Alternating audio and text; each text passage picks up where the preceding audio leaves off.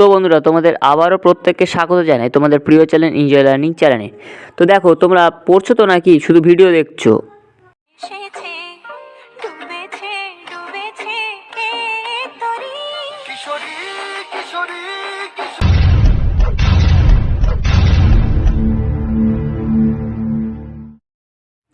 দেখো, এইসব ভিডিও কিন্তু দেখলে চলবে না, ঠিক আছে? তো চলো আজকে ভূগোলের কিছু কোশ্চেন দেখে নেওয়া যাক। ভূগোলের টোটাল 3 নাম্বার এবং 5 নাম্বারের প্রশ্নগুলো। হ্যাঁ, আর হ্যাঁ, আমি যেটা সবসময় বলি, চ্যানেল যদি নতুন হয়ে থাকো তো চ্যানেলটাকে সাবস্ক্রাইব করে পাশে দেখো। ওকে, ঠিক আছে, চলো দেখা যাক ভিডিওগুলো কী আছে। এবং 3 নাম্বার এবং 5 নাম্বারের প্রশ্ন এখান থেকে কিন্তু 100% কমন পড়বেই। তো তোমরা নিশ্চিন্তে এগুলো রেডি করো, আশা করি পরীক্ষায় তোমরা ভালো একটা মার্কস তুলতে পারবে। তো চলো দেখে নেওয়া যাক। প্রথম অধ্যায় থেকে দেওয়া আছে বহির্জাত প্রক্রিয়া ও সৃষ্ট ভূমিরূপ থেকে, ঠিক আছে? কী আছে প্রশ্ন? মন্থকূপ ও প্রপাতকূপের মধ্যে পার্থক্য লেখো। নেক্সট, সব নদীর মোহনায় বদ্বীপ গড়ে ওঠে না কেন? নেক্সট, অথবা বদ্বীপ সৃষ্টির অনুকূল ভৌগোলিক পরিবেশগুলি আলোচনা করো। গিরিখাত ও ক্যানিয়নের মধ্যে পার্থক্য লেখো।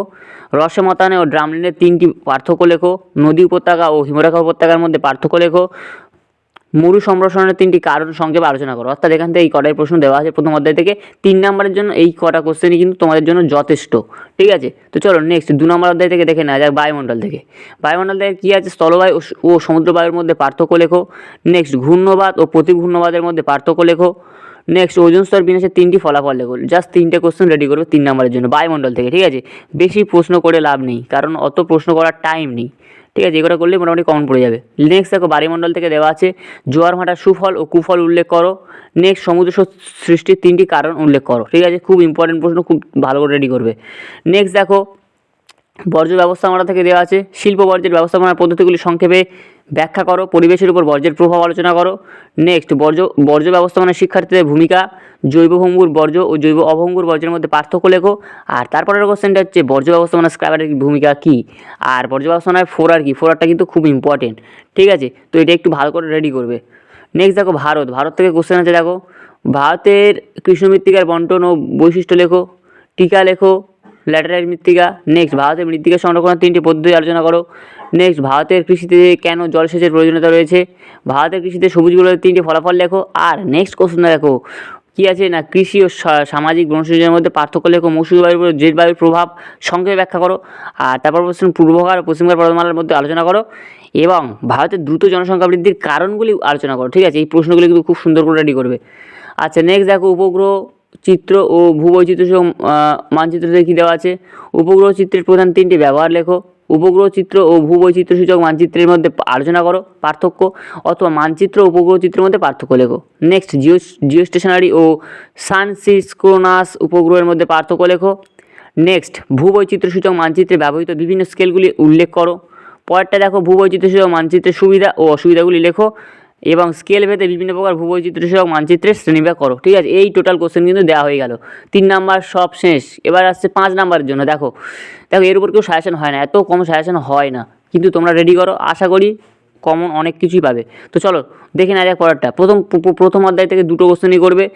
এবছর কিন্তু হিমবাহটা খুব ইম্পর্টেন্ট। হিমবাহের ক্ষয়কার্যের ফলে সৃষ্ট ভূমিরূপগুলি পরিচয় দাও। আর হিমবাহ ও জলধারার মিলিত কার্যের ফলে সৃষ্ট ভূমিরূপগুলি পরিচয় দাও, ঠিক আছে? এই 2টো কোশ্চেনের মধ্যে মোটামুটি একটা আসতে পারে। নেক্সট দেখো, বায়ুমণ্ডল থেকে কী আছে? উষ্ণতার তারতম্যের ভিত্তিতে বায়ুমণ্ডল স্তরবিন্যাস করো।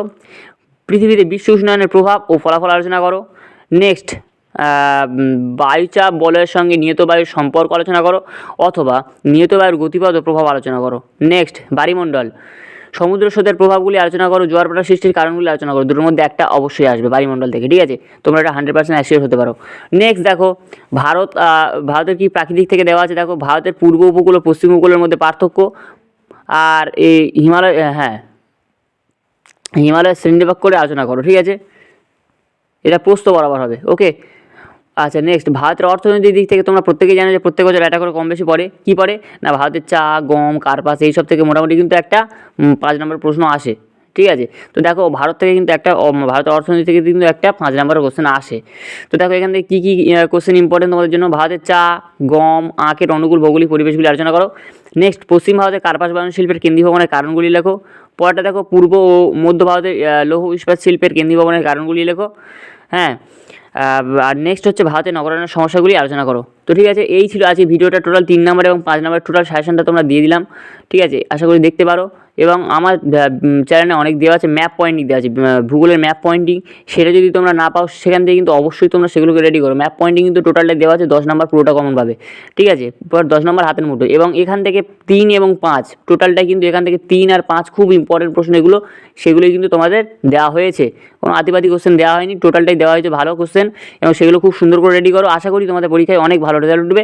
আর আমি যেটা সবসময় বলে থাকি, ভাই তুমি চ্যানেল নতুন হয়ে থাকলে চ্যানেলটাকে সাবস্ক্রাইব করে পাশে থেকো, এবং সুস্থ থেকো, ভালো থেকো, নিজের খেয়াল রেখো। Thank you.